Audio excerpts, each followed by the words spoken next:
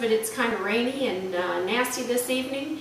And I'm so glad that I made the dessert, that I made our dessert today ahead of time. But I'm going to show you how I did it, and then we're going to get the final product out and have a look.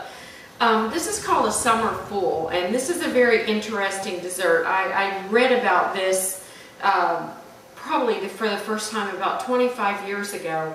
Now I remember making this the first time being about 20 years old and just learning to experiment with things in my kitchen, and I couldn't believe that such a simple list of ingredients would actually turn into a dessert, but they did, and it's actually very cool. So I thought I would like to show you how to do that. What I have in this bowl is I had bought,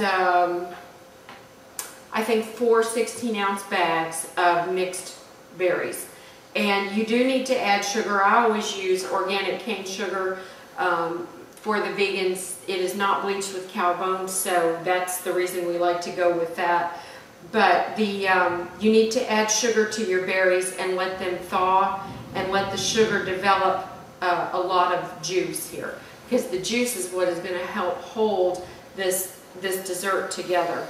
And then I've just got some Italian bread here that I'm just trimming the crusts off of.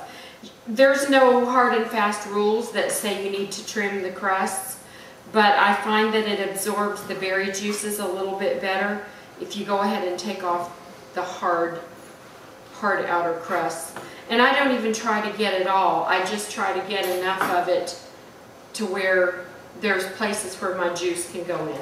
Now don't panic, because I know this is really strange, but what you're going to do is you're actually going to butter this bread on both sides, and you do not want to butter it so completely that you've left no surface of the bread without fat, because those areas where there's no butter is how the berry juices get in. I have a bowl here that I'm going to use for this, and I've lined it with taken out some insurance by lining it with some plastic wrap, and hopefully you can get it out. So what you're going to do is butter these pieces of bread, and you're just going to start layering them around the bowl like so. And it'll probably, for a bowl this size, it will probably take you 1 loaf of trimmed Italian bread, 1 stick of butter. I know, but you're not eating the whole thing, so it's not that bad. You're not eating the whole bowl. At least I hope you're not. And then that's it. And once you have that done, now I'm not going to obviously fill the whole bowl for the demo here, because we do have one ready to show you. But once the bread is in place, your first layer, you would take and spoon in some of the berries. Just allow the juice down into the cavity and keep spooning in berries like so. You get about, maybe 1 inch to 1.5 inches worth of berries, and then you want to start pressing more layers of buttered bread on top. Once you have this bowl all the way full, you need to take a dinner plate or something about the size of the opening of your bowl, and you will turn, first of all, I'm getting ahead of myself, you want to turn your plastic in and cover. Then you want to take this and set it inside, and then you can put can of some kind of canned goods or whatnot on top. You're going to weight this thing down so that the weight is going to force all of that juice into that bread. Now, if everybody is really lucky and we don't have a disaster, the one that I've already prepared ahead for you, we're going to take it out and unmold it. And keep your fingers crossed. I joke about that. Normally, I really don't have much of a problem getting them to stand up.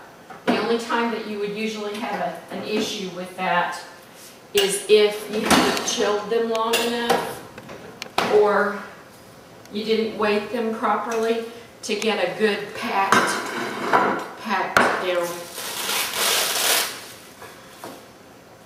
Okay. I can see that this is going to be messy, but that's okay. We can always clean it up. But now you can see the surface of it. Some of this area that you're looking at that's white, those are actually areas where the butter, the exposed butter, is on the bread there. So now, this is always so tricky. This is the part that's always so impressive on TV. They don't tell you that they've got all like a whole team of people standing by ready to pick up the carnage if it doesn't work. But I think ours is going to. And carefully remove the bowl because it will be very slippery. And then you're just going to gently peel off your wrap. And what started out as pieces of buttered bread and sugared berries has now turned into this fabulously beautiful, elegant summer fool.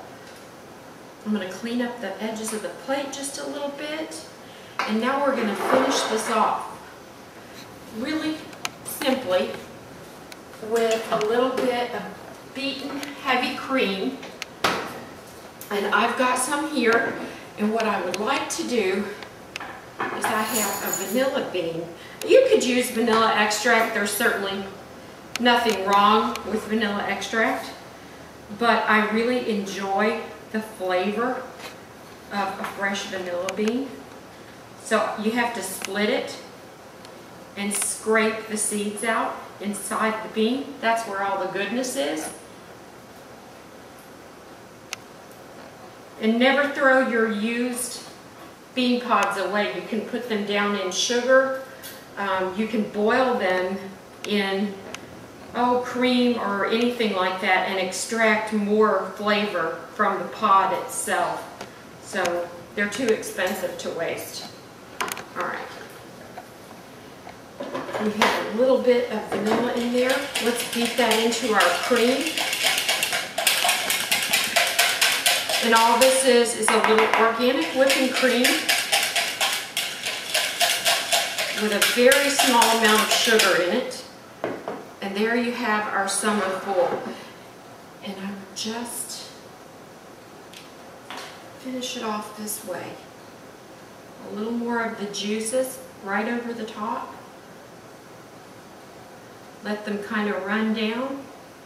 Doesn't that make your mouth water? It does mine. It's beautiful. And lastly, let's get a nice finish with a dollop of this beautiful vanilla cream right on the top. You can serve that with some mint, and at your next dinner party, you will be the toast of the town with a dessert like this. And it was bread, berries, sugar, and butter. Thanks for joining me, everybody. I hope you had a good time today. And while we're closing out here, I'll go ahead and cut the fool so you can see it.